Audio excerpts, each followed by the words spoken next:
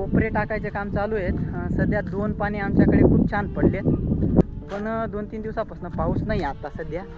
काय पयर झाली आमची, मका पयरला आम्ही।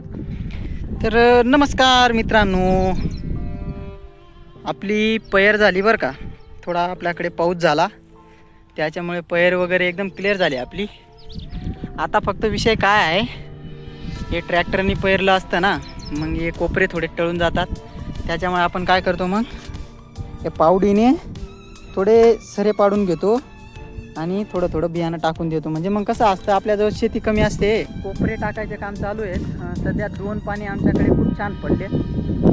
तर मग आज काल दिवसभर, आज दुपारपर्यंत पयर झाली आमची। मका पयरला आम्ही पूर्ण शेतभर, 1 नंबर ओल होती।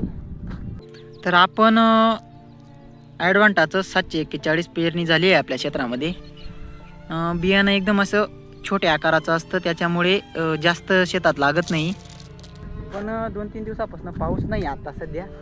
काय विषय झाला हवा, मग यंदा पयरणी पण खूप लेट होत होती, त्याच्यामुळे पेरून टाकलं। म्हणजे मीच नाही पहिलं, सर्व आमच्या गावामध्ये जेवढे पण शेतकरी आहेत त्यांनी सर्वांनी पेरून टाकलं।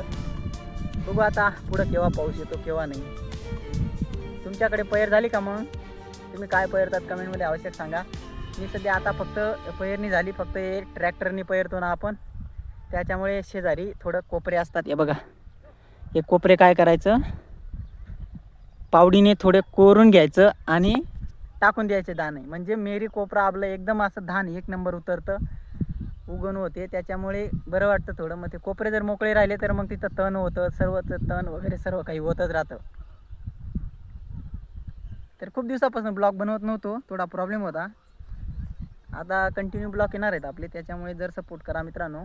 आपण भरपूर विणी आलं, मस्त पाणी बिणी पिऊन घेतलं आणि राहिलेलं काम म्हणतं उद्या करू, कारण एकच दिवस काय करून उपयोग नाही म्हणतं।